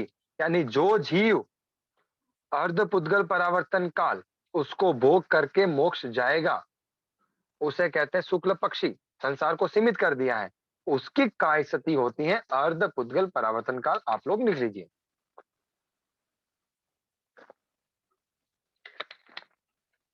हाँ जी। अब अगला लिखा हुआ है अढ़ाई पुद्गल परावर्तन काल। तो अढ़ाई पुद्गल मीन्स 2.5, ठीक है? आधे से कितना ज्यादा है? तो इससे बोलेंगे कि अर्ध पुद्गल परावर्तन काल से अढ़ाई पुद्गल परावर्तन काल 5 गुना ज्यादा होता है, 5 गुना ज्यादा, ठीक है? और इसके ब्रैकेट में लिखना है ये सूक्ष्म, जैसे शब्द बोल रहा हूं ना वैसा लिखना है। आपने 25 बोल में क्या सीखा वैसा नहीं लिखना है। मैंने नोट्स मंगवा लिए, और अगर उल्टा सीधा लिखा होगा ना, इसलिए ध्यान में रखना कि क्या लिखना है। अढ़ाई पुद्गल परावर्तन काल के अंदर कि सूक्ष्म साधारण वनस्पति काय और बादर साधारण वनस्पति काय का अपर्याप्त पर्याप्त, इन चार भेदों की मैक्सिमम काय स्थिति होती है अढ़ाई पुद्गल परावर्तन काल की। ध्यान में आ गई? वापस लिखो, चेक कर लो नहीं लिखा हो तो। सूक्ष्म साधारण वनस्पति काय और बादर साधारण वनस्पति काय, इन दो भेद है ना, उनका अपर्याप्ता और पर्याप्ता, ये चार भेद, ये चार ही निगोद के भेद है बस, इसके अलावा कोई निगोद का भेद नहीं है। सूक्ष्म साधारण वनस्पति काय और बादर साधारण वनस्पति काय, इन दो का अपर्याप्त और पर्याप्त, ये जो चार भेद हैं, इन चारों को मिला करके जो काय स्थिति होती है उसको बोलते हैं अढ़ाई पुद्गल परावर्तन काल। ध्यान में आ गई साहब? अब अगला जो है उसको बोलते हैं असंख्यात पुद्गल परावर्तन काल। कितना है? असंख्यात पुद्गल परावर्तन काल। परिभाषा आपको अच्छे से बता दी। यानी असंख्यात पुद्गल परावर्तन काल किसको कहते हैं? असंख्यात पुद्गल परावर्तन काल क्षेत्र से असंख्यात लोक प्रमाण होता है। इसका मतलब क्या, सॉरी, अनंत लोक प्रमाण होता है। इसका मतलब क्या होता है कि अनंत लोकों में जितने आकाश प्रदेश रहे हुए हैं उनको प्रति समय में खाली करने में जितना काल लगे उसको बोलते हैं क्षेत्र से असंख्यात पुद्गल परावर्तन काल। और काल से इस काल को बीतने में लगता है अनंत उत्सर्पिणी और अवसर्पिणी काल लगता है। ध्यान में आ गई बात? अब ये जो स्थिति होती है किसकी होती है? तो वनस्पति काय के कुल मिलाकर के 6 भेद होते हैं। 6 भेद कौन कौन से, किस तरीके से बोलना है मैं आपको क्लियर कर देता हूं। सूक्ष्म साधारण वनस्पति काय, बादर साधारण वनस्पति काय और बादर प्रत्येक वनस्पति काय। इन 3 भेदों के अपर्याप्त और पर्याप्त, ये 6 भेद हो चुके हैं। सूक्ष्म, देखो वनस्पति का है, ऊपर लिखना है वनस्पति का है, उसके नीचे 2 भेद करना है, सूक्ष्म और बादर। ठीक है, बादर के नीचे 2 भेद करना है, साधारण और प्रत्येक। ठीक है साहब। अब वो सूक्ष्म जो लिखा है ना लेफ्ट हैंड साइड में, उसके ब्रैकेट में लिखो ये भी साधारण है। सबसे इंपॉर्टेंट चीज है, छोटे थोकड़ों में कहीं लिखा नहीं होता है, आप ब्रैकेट में लिख दीजिए सूक्ष्म के ब्रैकेट में साधारण। ठीक है, बादर के 2 भेद बताएं, साधारण और प्रत्येक। तो सूक्ष्म साधारण वनस्पति का है, बादर साधारण वनस्पति का है, और बादर प्रत्येक वनस्पति का है। इन 3 भेदों के अपर्याप्त और पर्याप्त, ये 6 भेद हो गए। इन 6 भेदों की उत्कृष्ट काय स्थिति होती है असंख्यात पुद्गल परावर्तन काल की। इतना बता दिया, मैं वापस रिपीट कर रहा हूं। अर्ध पुद्गल परावर्तन काल, काल से अनंत उत्सर्पिणी अवसर्पिणी काल, और क्षेत्र से अनंत लोक प्रमाण, यानी अनंत लोकों में जितने आकाश प्रदेश रहे हुए हैं प्रति समय खाली करते जाएं। इन अनंत लोकों में जितने आकाश प्रदेश हैं उनको खाली होने में जितना काल लगे वह अर्ध पुद्गल परावर्तन काल कहलाता है। यह शुक्ल पक्षी की मैक्सिमम काय स्थिति होती है। नेक्स्ट है सेम डेफिनेशन, अर्ध पुद्गल परावर्तन काल से अढ़ाई पुद्गल परावर्तन काल 5 गुना बड़ा होता है, और अढ़ाई पुद्गल परावर्तन काल 4 जीवों की उत्कृष्ट काय स्थिति होती है। 4 जीव कौन से?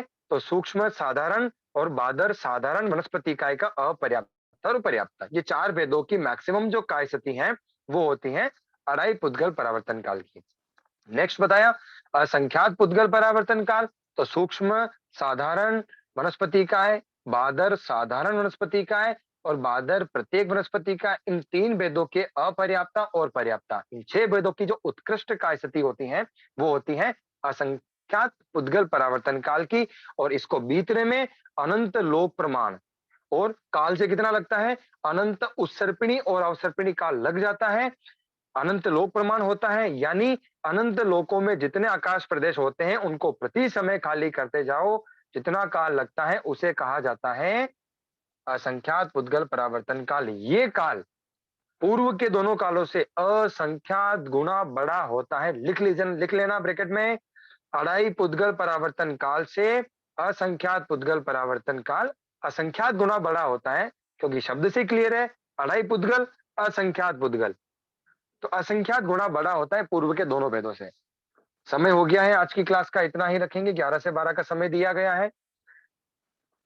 इन जो अध्ययन कराते समय जो भी मान लो शास्त्र के विपरीत अगर कोई दोष लगा हो, आप लोगों को समझ में नहीं आया हो, तो ये मेरी बुद्धि की कमी समझ लेना। समझ में आ गया हो तो आपकी बुद्धि बहुत तेज है, इसलिए समझ में आ गया होगा। बहुत बहुत धन्यवाद आपको। आप प्रश्न कुछ भी रहे तो आप लोग पूछ सकते हैं। सादर जय जिनेंद्र।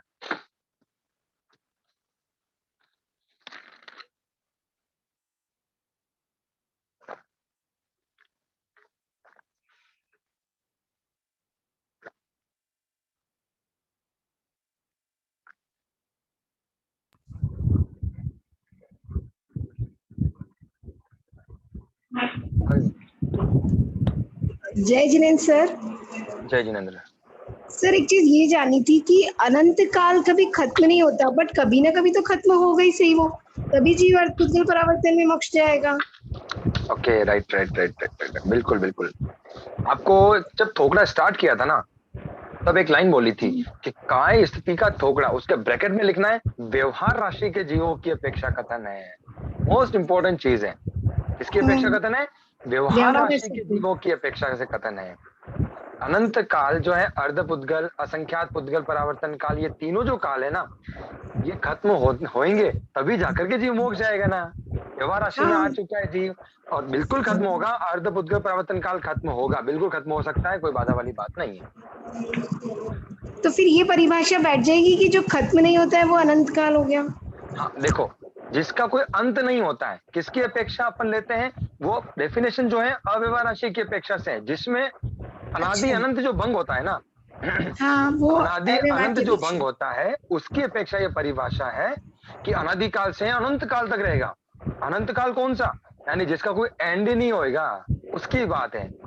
वहां पर ये समझना है अपने को कि जो खत्म होता ही नहीं है, भेदों की अपेक्षा कथन आएगा। जैसे एग्जाम्पल के लिए शायिक संकेत के लिए बात चलती है कि शायिक संकेत की स्टार्टिंग है लेकिन खत्म नहीं होता है, तो वो कितने काल तक रहता है? वो अनंत काल तक रहता है। तो सिद्धों में भी तो रहता है शायिक संकेत तो। हाँ जी, तो वो जो इन तीनों भेदों के अंदर आ रहा है वो खत्म होएगा, ये ध्यान में रखना है।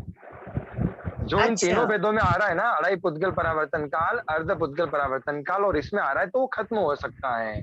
ऐसी बात नहीं है खत्म नहीं होता है। अच्छा। हाँ जी। और कोई और प्रश्न? पल्योपम का जो असंख्यातवा भाग है उसका हम और भी हिस्सा कर सकते हैं? बिल्कुल, पल्योपम तो का ये अंगुल का जो असंख्यात्वा। Sorry sorry sorry sorry sorry yes अंगुल यस का यस। असंख्यातवा भाग उसका अंगुल और का जो, हिस्सा हो सकता है क्या? हाँ, अंगुल के असंख्यातवें भाग में देखो, अंगुल के एग्जाम्पल के लिए मान लीजिए अंगुल सर आवाज नहीं आ रही है। है, अपन ने एक पेंसिल के प्रमाण उस पेंसिल के 10 टुकड़े कर दिए गए, उसको संख्यात मान लिया अपन ने, ठीक है। अब उस एक टुकड़े के 10 टुकड़े कर दिया, उसका जो 10वां टुकड़ा है ना, उसको अपन ने मान लिया असंख्यातवां भाग। ध्यान में आ गया? एग्जाम्पल के लिए समझना है, काल्पनिक दृष्टि से ही असंख्यात के भेदों को समझा जा सकता है। एक पेंसिल के 10 टुकड़े किए, संख्यात मान लीजिए, 10वें का जो एक भाग बचा है उसके 10 टुकड़े करो, उसका जो 10वां है उसको असंख्यातवां भाग मान लो। अब वो भी, उसकी भी एक साइज है ना, तो उसमें जितने आकाश प्रदेश रहे हुए हैं, लास्ट पार्ट नहीं बोला गया है, ये ध्यान में रखना है, क्योंकि लास्ट पार्ट तो एक ही बचेगा ना। जो असंख्यात भाग का नंबर का एक टुकड़ा है, उसमें जितने आकाश प्रदेश है उसको खाली करने में जितना काल लगेगा उसको बोल दिया गया है बादर काल। हाँ जी, और कोई प्रश्न?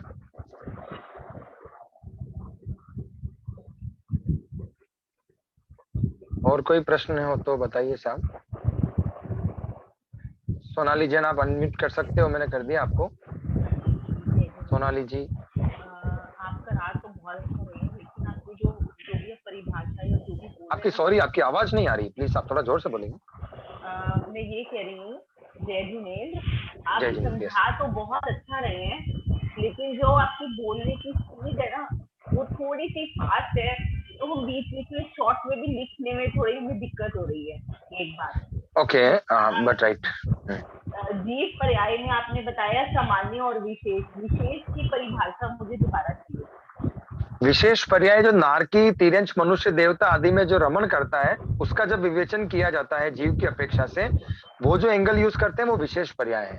यानी जीव की यानी जीवत्व जो गति पर्याय है, है वो सामान्य पर्याय है। जी जी, जीव की जीवत्व की जो पर्याय है वो सामान्य पर्याय है। जीव का नरक, तिर्यंच, मनुष्य और देवता आदि में परिभ्रमण करना, उसके अनुसार विवेचन करना, वो विशेष पर्याय कहलाएगी। ये ध्यान तो में हम रखना है। गति बोल सकते हैं, गति में जाना।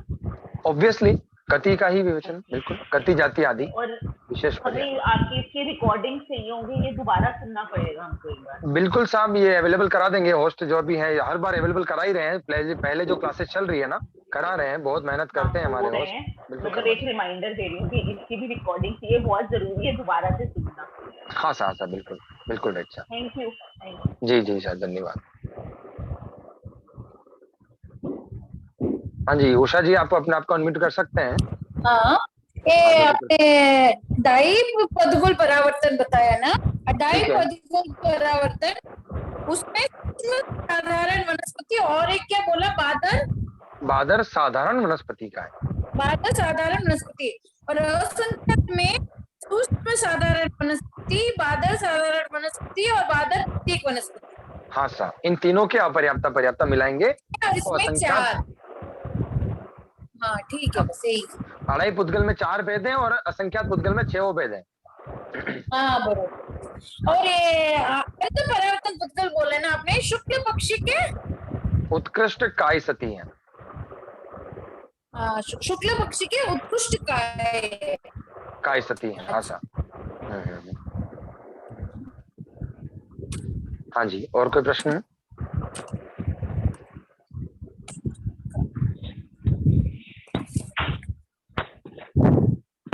और वर्गणों समूह को क्या कहते हैं? समान जातीय पुद्गलों के समूह को वर्गणा कहते हैं। वर्गणाओं के समूह को स्पर्धक कहते हैं। स्पर्धक। यस, स्पर्धक, स्पर्धक धक। स्पर्धक।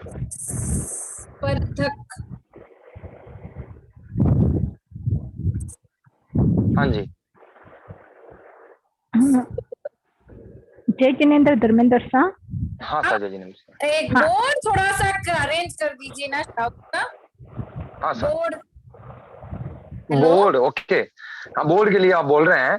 मैं आपसे हाँ। एक्चुअली क्या है कि देखो मैं अलग मेरे क्या थोड़ी सी प्रॉब्लम चल रही है, बहुत सारे एडमिट है हॉस्पिटल के अंदर, तो मैं हॉस्पिटल आया हूँ दिखाने के लिए, तो किसी के रूम पे जाकर के मैं क्लास ले रहा हूँ। तो जब मेरी स्थिरता हो जाएगी कि भाई घर पे जाऊंगा तब जाकर के मैं ले लूंगा बोर्ड, क्योंकि थोड़ा समस्या है। तो आप लोग जिस तरीके से मैं आपको बता रहा हूँ, आप पेन कॉपी यूज कीजिए, पीडीएफ आपके सामने है, रिकॉर्डिंग आपको मिल रही है, मेहनत कीजिए, आपको समझ में आ जाएगा। हाँ, आप तो इसको आप ना माइनस थोड़ा रख के चलिए, आ जाएगा। बोलने में थोड़ा सा धीरे बोलिए। हाँ हाँ जल्दी। बिल्कुल बिल्कुल। हाँ जी बिल्कुल, धन्यवाद, धीरे बोलेंगे। अगला कोई प्रश्न? हाँ सा मतलब है ना, अढ़ाई पुद्गल परावर्तन में जो आपने 4 भेद बताया ना, ये निगोद के ही भेद है ना? बिल्कुल सा निगोद के ही भेद है। और असंख्यात पुद्गल परावर्तन में जो 6 भेद बताया, ये निगोद के हैं या निगोद तो इसमें चारों, देखो निगोद के 4 जो थे ना वो तो मिक्स है ही है ना। हाँ, आपने हाँ, निगोद को हाँ, पहचान लिया, तो अब हाँ, प्रत्येक वनस्पति काय भी मिक्स है, हाँ, यानी सबको मिक्स कर लिया, तो 6 भेद जो है ना वनस्पति काय के, हाँ, उनकी काय सती है असंख्यात पुद्गल परावर्तन काल। हाँ, वनस्पति तो काय के 4 भेद हैं अढ़ाई पुद्गल में, वनस्पति काय के 6 भेद हैं असंख्यात पुद्गल में। लेकिन है ना, ये मेरा मतलब प्रत्येक वनस्पति का है ना, बादर प्रत्येक वनस्पति का ही, हाँ सा तो ये निगोद थोड़ी है। निगोद नहीं है, बिल्कुल निगोद नहीं है। निगोद नहीं है ना? ठीक है हाँ, सर, ठीक है निगोद के 563 जीव के भेदों में सिर्फ 4 भेद हैं, सूक्ष्म साधारण, बादर साधारण। और निगोद आपने बोला है ना, इसका मतलब एक शरीर की निश्चय में अनंत जीव रहेंगे। अगला क्या बताया? प्रत्येक वनस्पति, तो प्रत्येक में निगोद कैसे होगा कि एक शरीर में एक जीव है ना? प्रत्येक में एक होगा नहीं। बराबर बराबर, ठीक सर। अगला प्रश्न। हाँ जी, अगला प्रश्न फरमाइए। अगला प्रश्न फरमाइए जिसको भी। रितु जी आप अपने आप को अनम्यूट कर सकते हैं, कर दिया। जय जिनेंद्र साहब। जय जिनेंद्र। ये कह रही थी पल्योपम का संख्यात विभाग को संख्यात विभाग कैसे मानेंगे? संख्यात काल, इसका कोई उदाहरण, एग्जाम्पल? ओके, पल्योपम का असंख्यात भाग, शब्द पे जाओ, आंसर अपने आप आएगा। पल्योपम का असंख्यात भाग, ठीक है। तो पल्योपम के असंख्यात टुकड़े करना जाए, इसको इस तरीके से समझते हैं अपन कि अपने सामने एक काल है 1000 वर्ष, ठीक है।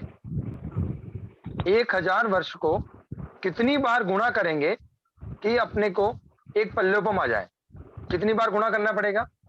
असंख्यात बार। और बहुत बढ़िया, आपको आता है अच्छे से। 1000 वर्ष को असंख्यात बार गुणा करेंगे तो एक पल्योपम आएगा।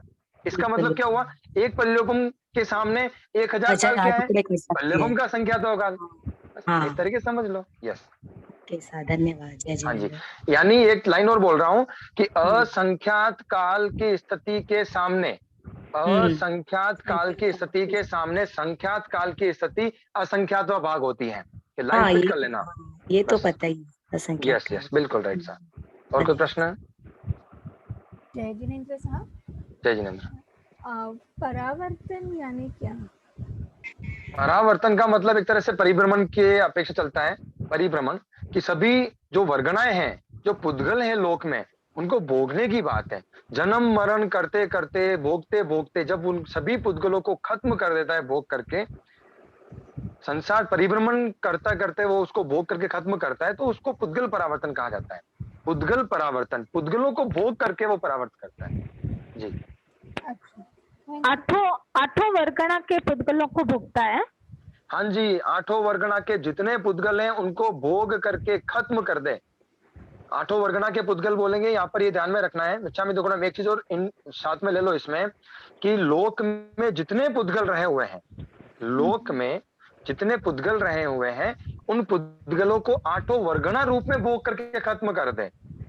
ध्यान में आ रहा है? मैंने आपको एग्जाम्पल दिया था, सुना हो तो आपने। एग्जाम्पल दिया था, 50 किलो आटे को खत्म करना है 2 किलो के मोटा छान के बाटी बना दी, 2 किलो का मैदे की रोटी बना दी, बाकी जो बचा है 44 46 उसका पूरी रोटी बना दिया, तो 50 किलो को खत्म कर दिया ना। उसी तरीके से पूरे लोक में जितने पुद्गल हैं, उन पुद्गलों को मैं अपन श्वास लेके भी, श्वास ले रहे हैं ना तो श्वास लेके भी खत्म कर रहे हैं, अपन सोच रहे हैं ना तो सोच करके भी खत्म कर रहे हैं, अपन भाषा वर्गना के पुद्गलों को आवाज आवाज नहीं आ रही।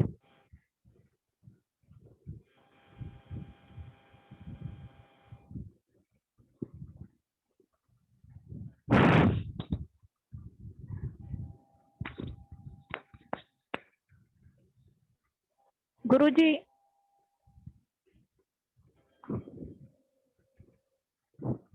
आवाज नहीं आ रही है सा। अब आ गई? हाँ सर। Okay right. हाँ जी, अपनी बात चल रही थी, जो लोक में जितने भी पुद्गल रहे हुए हैं उन पुद्गलों को 8 वर्गना रूप में भोग करके खत्म कर दे। जैसे मैंने जन्म लिया तो औदारिक वर्गना के पुद्गलों को ग्रहण किया और मैंने शरीर औदारिक बना, फिर मैं श्वास लेता जा रहा हूँ, पूरे जिंदगी भर श्वास ले रहा हूँ, तो नासिका के द्वारा श्वास वर्गनाओं को ग्रहण करके मैं इन पुद्गलों को खत्म कर रहा हूँ। पूरी जिंदगी भर सोच रहा हूँ, सोच करके खत्म कर रहा हूँ, बोल करके खत्म कर रहा हूँ। और अगर मान लीजिए वेकरी शरीर किसी जीव ने बना लिया तो वेकरी उस वर्गना के रूप में ग्रहण करके वो खत्म कर रहा है। मैं पूरी जिंदगी भर कर्म कर रहा हूँ तो कर्म करके खत्म कर रहा हूँ। इसी प्रकार से जो 8 एंगल है, सभी पुद्गलों को 8 वर्गना रूप में ग्रहण कर करके खत्म कर देवे, तो उसको बोला जाएगा पुद्गल परावर्तन काल। तो सर वर्गना 8 ही होते हैं या उससे ज्यादा भी, मतलब वर्गनाएं मूल रूप से इनके 8 भेद होते हैं, पुद्गल तो अनंत होते हैं, मूल रूप से 8 भेद होते हैं, ये ध्यान में रखें। मतलब अनंत वर्गनाएं होती है, ये समझो आप, अनंत अनंत वर्गनाएं होती हैं, मूल रूप से वर्गनाओं के 8 भेद लिए जाते हैं। अच्छा। हाँ जी। ठीक और है अगला और प्रश्न ग्रहण और अग्रहण का भी अगर बात चली है तो थोड़ा सा बता दीजिए ना सर। ग्रहण योग्य वर्गना का मतलब हुआ मुझे श्वास लेना है, श्वास लेने की जो वर्गना ग्रहण करूंगा उसकी साइज है मान लो 2 mm, ठीक है ना। 2 mm की साइज होगी तो ही मैं उनको ग्रहण कर सकता हूँ, तभी मैं श्वास ले सकता हूँ। लेकिन मेरे सामने 4 mm की पड़ी हुई है तो वो मेरे लिए क्या है, अग्रहण योग्य वर्गना है। वर्गनाएं 2 प्रकार की होती है, सूक्ष्म और बादर। जिस भी प्रवृत्ति में मुझे ग्रहण करना है, कोई सूक्ष्म ग्रहण कर रहा है तो सूक्ष्म के सामने बादर क्या है, अग्रहण योग्य है। मुझे औदारिक शरीर बनाना है तो औदारिक शरीर बनाने के लिए जिन पुद्गलों को, जिन वर्गनाओं को ग्रहण करूंगा उसके लिए वेक्रिय की वर्गना, आहारक की वर्गना सभी अग्रहण योग्य है। बराबर। तो इनकी भी साइज होती है, मतलब बिल्कुल सूक्ष्म बादर बिल्कुल साइज होती है। पुद्गल परावर्तन काल का थोकड़ा चलता है, संगीता जी मेहरबानी करेंगे तो आप उसको पढ़ लेंगे टाइम समय आने पर, अभी इतना ही रखते हैं। आगे फरमाओ कोई इसी का प्रश्न। जय जिनेन्द्र सर। यस जय जिनेन्द्र। आपने पुद्गल परावर्तन का जो फरमाया था उसमें एक लोक की वर्गना के पुद्गल या अनंत लोक की वर्गना के पुद्गल? एक लोक की बात चल रही है साहब यहाँ पर। लोक में अनंत लोक प्रमाण अपन बोलते हैं तो वो किस वो अनंत की बात है, वो अनंत, जैसे अनंत काल को समझना है ना अपने को जी, तो अनंत काल के लिए ऐसा बोलेंगे कि अर्ध पुद्गल परावर्तन काल जो अनंत काल है उसको बीतने में कितना काल लगता है, तो ऐसा बोलेंगे अनंत लोकों में जितने आकाश प्रदेश रहे हुए हैं उसको खाली करने में जितना काल लगे प्रति समय, उस काल का जो परिमाण है उसको बोलेंगे अर्ध पुद्गल परावर्तन काल। उसको समझने के लिए वो एग्जाम्पल है, ये ध्यान में रखना है। तो एक लोक में जितनी वर्गना भरी है उसको यदि एक जीव पूरा भोग लेता है वो एक पुद्गल परावर्तन हो जाएगा। एक जीव एक भव में नहीं भोग सकता, उसको एक भव में नहीं, लंबा एक जीव एक लोक में भरे हुए कार्बन वर्गना के पुद्गलों को खत्म कर दे, जितना काल उसे लगेगा वो कहना। आप रुकिए, कार्बन वर्गना के पुद्गलों को नहीं, औदारिक वर्गना के नहीं, किसी भी वर्गना के नहीं, लोक में जितने पुद्गल भरे हुए हैं वर्गनाएं अनंत अनंत हैं। मूल रूप से 8 भेद बताए हैं, जो सभी के सभी पुद्गल है ना लोक के अंदर, उन सभी पुद्गलों को 8 वर्गना रूप में भोग करके खत्म कर दे। इसको भोग खत्म करने में इतना काल लगे। हाँ तो वर्गना तो जैसे एक दूसरे में परिवर्तित हो जाती है ना सर? वर्गनाएं परिवर्तित नहीं होती है, बिल्कुल नहीं होती हैं, ये ध्यान में रखना है, बिल्कुल नहीं होती है। औदारिक वर्गना है, फिर वेकरी वर्गना है, फिर आहारक वर्गना, ऐसे ऐसे सेट हुई है वर्गना लोक के अंदर। पहले अग्रहण योग्य वर्गना है, फिर ग्रहण योग्य वर्गना है, ये एक अलग विवेचन चलता है, थोड़ा सा विशद विवेचन है। आप लोग अभी इतना ध्यान में रखें कि लोक में जितने पुद्गल हैं सभी को आठों वर्गना रूप में भोग करके खत्म कर दे हुए जीव, सभी पुद्गलों को, जी तो वो जी एक जी पुद्गल परावर्तन काल कहलाता है। और इसको बीतने में बहुत लंबा काल लगता है, मतलब इसको बीतने में अनंत उत्सर्पिणी और अवसर्पिणी काल लग जाता है, ये ध्यान में रखो। बिल्कुल सर, बिल्कुल सर, बिल्कुल। जय हाँ जी सर, जय जिनेन्द्र। हाँ जी, कोई अगला प्रश्न? सर तो फिर आपने अर्ध पुद्गल परावर्तन क्षेत्र से अनंत लोक प्रमाण कैसे दिए सर? ये क्षेत्र से ये आएगा पूरा, क्या चीज वापस बोलिए। मतलब जैसे अभी आपने बताया कि एक पुद्गल परावर्तन लोक में जितने भी पुद्गल है उनको हाँ। भोगने में मतलब जो समय लगता है, तो फिर हाँ। अर्ध पुद्गल परावर्तन के लिए क्षेत्र से अनंत लोक प्रमाण कैसे दिए सर? देखो दो हाँ। चीजें, एक तो क्षेत्र है कि क्षेत्र में अवगाहना की बात आ गई, वो कितना टिकता है। क्षेत्र जो लोक है ना, लोक में आकाश प्रदेश कितने हैं? असंख्यात, ठीक है।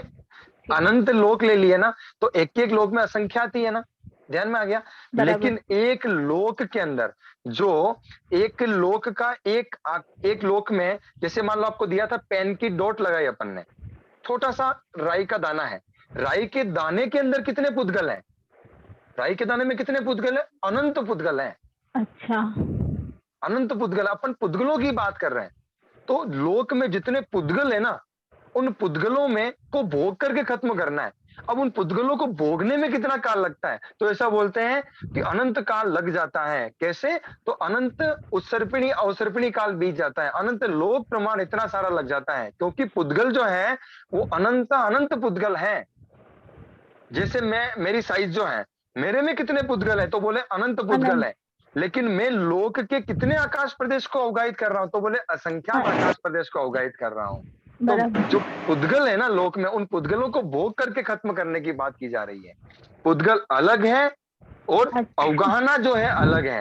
अनंत लोक प्रमाण बताया है वो क्षेत्र की अपेक्षा से है, और मैं जो बोल रहा हूँ ये द्रव्य की अपेक्षा से है, ये ध्यान में रखना है। ठीक ठीक द्रव्य की अपेक्षा कथन है, ठीक है सर?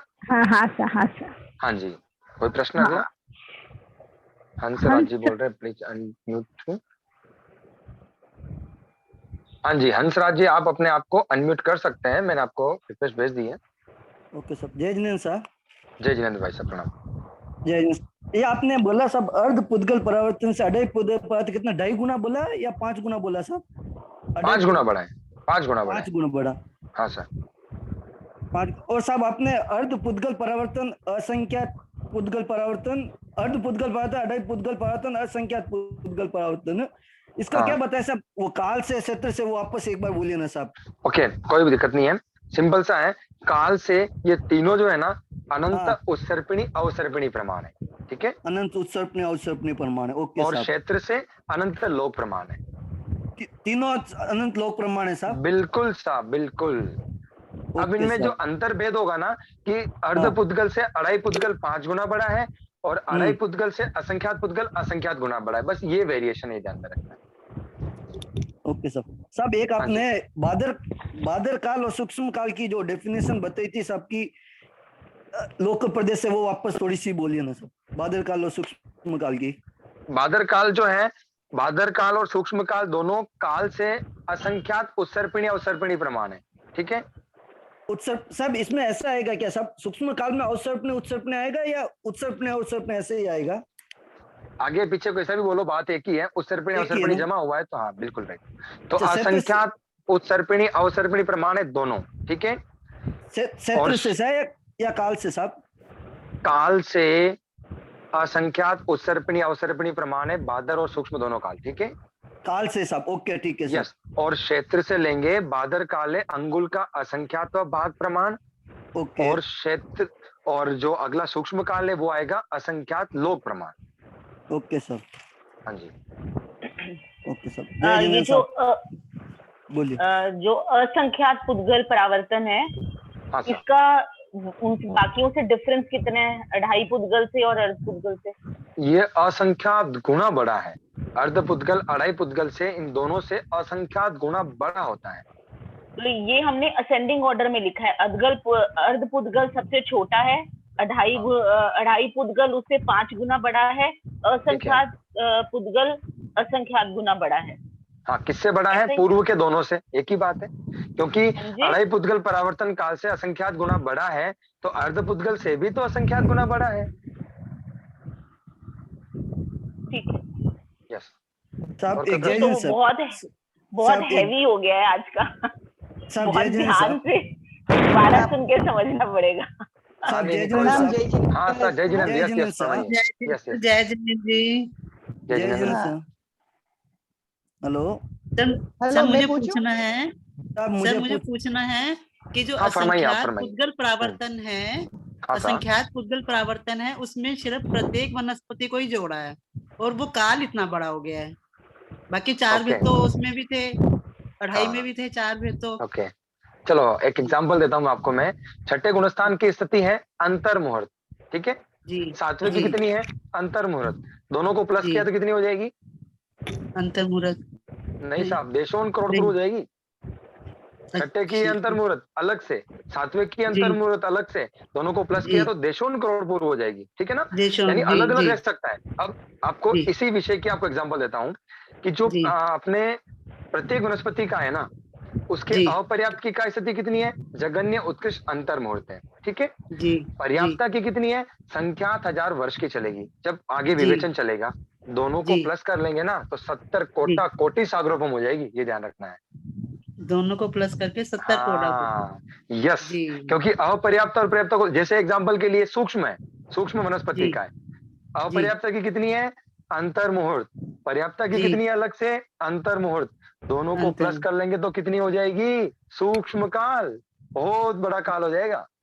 जी ये गर्व कीजिए, जी। और अपने एक केवल ज्ञानियों पर, इतना अच्छा बता रखा है। यस, फरमाइए। बहुत अच्छा, जो 8 वर्ग ना पुद्गल में बोलते थे, हारक का तो कर नहीं सकता जीव, क्योंकि वो 4 ही भाव मिलते हैं। और बैक्टीरिया का सबसे बड़ा बताते हैं वो किस अपेक्षा से है कि बैक्टीरिया की वे- अपेक्षा से ये इतना लंबा काल। हाँ, सिंपल सी बात है। वेक्रिया जीव को हर भव में प्राप्त नहीं होता है। नारकी देवता में जी जाएगा तभी प्राप्त होएगा, मनुष्य तिरंश में जी आएगा तो विशेष प्रकार की साधना करेगा तभी विशेष प्राप्त प्रकार होगा। से जी तो बहुत जी रेयर है, जी बहुत कम मिलता है। अब 4 बार तो आहारक वाला, उसका तो आपने बता ही दिया कि आहारक शरीर जो है वो 4 बार ही मिलता है, इसलिए सभी पुद्गलों जी को भोग करके नहीं खत्म कर सकते। किया ही नहीं जा सकता। जी वेकरी जी से कर सकते हैं, लेकिन बहुत कम समय, वो बहुत कम भवों में मिलता है। तो जी बीच में अनंत भव भी ऐसे निकल जाए कि वेकरी शरीर नहीं मिले, ऐसा भी हो सकता है। उसके बाद जी वापस मिले, ऐसा करते करते वो, इसीलिए उसको अधिक काल लग जाता है वेकरी पुद्गल अच्छा परावर्तन में। जी, बहुत कृपा की गुरु, बहुत कृपा। बिल्कुल राइट सर, जय जय जिनेंद्र। प्रणाम जी जय जिनेंद्र सर। जय जिनेंद्र। ढाई पुद्गल परावर्तन में जो 4 भेद लिए, उन हाँ साहब। काय स्थिति में वो चारों ही भेद सम्मिलित की अपेक्षा से लेना है ना, यानी उन चारों भेदों में जीव जन्म मरण करता रहेगा, ऐसा समझना।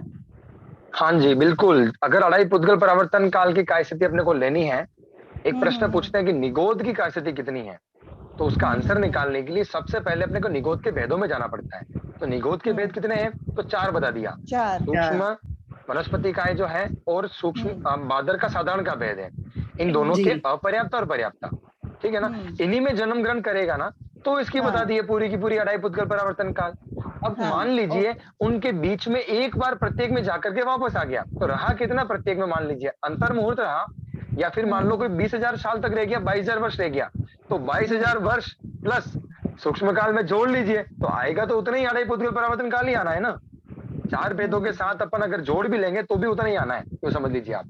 क्योंकि अनंत काल के ऊपर जाजेरी नहीं बोला जाता है, ये ध्यान में रखना। हाँ, मतलब वही कंटिन्यूअस, ये चारों का सम्मिलित में अढ़ाई पुद्गल। हाँ जी, बिल्कुल। इन चारों में लगातार जन्म ग्रहण करेगा, मैक्सिमम अगर काल हो जाएगा तो इतना हो सकता है, ये समझना है अपने को। हाँ, फिर उसके बाद उसको ये निगोद छोड़ना ही पड़ेगा। उसके बाद निगोद में से निकलेगा बिल्कुल। हाँ, ओके, बस यही डाउट था। धन्यवाद सर, बहुत बहुत। हाँ सर, बिल्कुल। गुरुजी। हाँ जी, मुझे करोड़पुर झाजेरी में सर एक जना मिनट। पूछिए, एक जना। हाँ जी, फरमाइए। सर करोड़पुर झाजेरी हम स्थिति लेते हैं, तो उसमें हाँ साहब। झाजेरी में हम कहाँ तक मानेंगे, कहाँ तक करोड़? एक समय भी ले लिया, एक समय भी लिया तो भी जाजेरी है। 1 मिनट, 1,000 वर्ष, 1 करोड़ वर्ष। हाँ सर जी, वो एंड कब तक लेंगे, कहाँ तक लेंगे उसका? पल्योपम तक? नहीं, पल्योपम जैसे मान लीजिए, जाजेरी अगर अपन फिक्स नहीं कर सकते कि अगर आपने ऐसा फिक्स कर दिया कि पल्योपम का चौथा भाग, तो अपन बोलेंगे ना सीधा पाओ पल्योपम, फिर जाजेरी क्यों बोलेंगे उसको? जाजेरी का मतलब होता है कि जब तक संख्या फिक्स नहीं है तब तक जाजेरी बोलना है। जी ये ध्यान में रखना है अपने को। अब उसमें जाजेरी अपन जैसे अपने मैंने बोल दिया कि 1 करोड़ वर्ष ले लीजिए तो फिक्स हो गया ना, जी फिर जाजेरी क्यों बोलना हाँ है? जी इसका हाँ मतलब जी कि जब तक संख्या फिक्स नहीं होती है तब तक उसको जाजेरी बोलना है, ये अच्छे से ध्यान में रखना है आपको। हाँ जी, जय तहती जय गुरु। जिनेंद्र साहब। हाँ गुरु जी जी लीला जी आज सालेचर की जी फरमाइए। टाइम हो गई है गुरु जी, ओके 11:30 बजने आ गए हैं, तो आप साहब देख एक सकते डाउट, हो ना। मतलब अगर जो भी डाउट्स है तो कल अपन 11:15 से क्लास शुरू कर देंगे। ओके 15 मिनट डाउट क्लियर करके फिर 11 से 12 की क्लास रखेंगे सर। हाँ ओके साहब सर बिल्कुल। क्वेश्चन आंसर दे दो sir, question answer. Question answer अभी दूं कि मुझे पोस्ट करना है ग्रुप के अंदर? चलो जी अभी देना है। मैं संगीता जी को मैं भेज दूंगा, वो पोस्ट कर देंगे आपके ग्रुप के अंदर, जो भी आप लोग हैं आप लोग बता देना एक बार। सर आपका नंबर सर। मैं नंबर में मैसेज में डाल रहा हूँ, आप लोग उसमें से आप नोट आउट कर सकते हैं। ये आप चैट बॉक्स में लिख दीजिए ना सर। हाँ उसी में डाल रहा हूँ सर। हाँ ठीक है, ओके सर।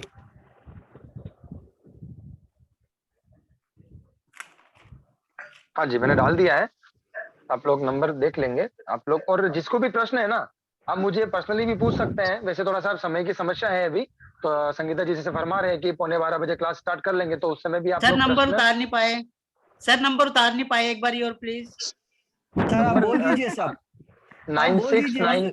9694 97 अब जितना बोल रहा हूँ उतना लिखिए साहब। जी जी 969437 37 ठीक है जी 9209। सर आपका धर्मेंद्र जी सर, आगे गोत्र सर। धर्मेंद्र जैन लिखा हूँ साहब मैं। सर गोत्र धर्मेंद्र जैन, गोत्र धर्म सब एक ही है, जैन सर, गोत्र में नहीं पता है जाना। सब। Okay sir. हाँ जी ओके सर। आज क्लास की अपन इतनी रखते हैं। सॉरी सबके लिए, मतलब माफी चाहती हूँ। जो भी है ना डाउट्स है तो अपन कल 11:15 से क्लास शुरू कर देंगे सा। तो 15 मिनट डाउट क्लियर करके 11 से 12 की क्लास करके फिर 15-20 मिनट जो भी वापस डाउट पूछना चाहते हैं तो पूछ लेंगे सा। बहुत बहुत धन्यवाद सर। धर्मेंद्र साहब आप अपनी व्यस्तता में अपना टाइम निकाल के उसने व्यस्त टाइम में से निकाल आपको बहुत बहुत धन्यवाद। आप लोग इतना मुझे कल भी फोन किए, इतना मैनेज कर रहे हैं आप, सुबह से लेकर शाम तक इतना अच्छा काम कर रहे हैं। नहीं सर आप बहुत अच्छा समझा रहे हैं, बहुत अच्छा भागीदारी कर रहे हैं। संगीता जी आपको बहुत बहुत सर। धन्यवाद, आपके श्राविका मंडल आदि को, आप सभी लोगों को धन्यवाद। सादर जय जिनेंद्र। ठीक है सर, सादर जय जिनेंद्र। हाँ सर, अभी मीटिंग पे खत्म करते हैं सर। धन्यवाद। हाँ सर, ओके।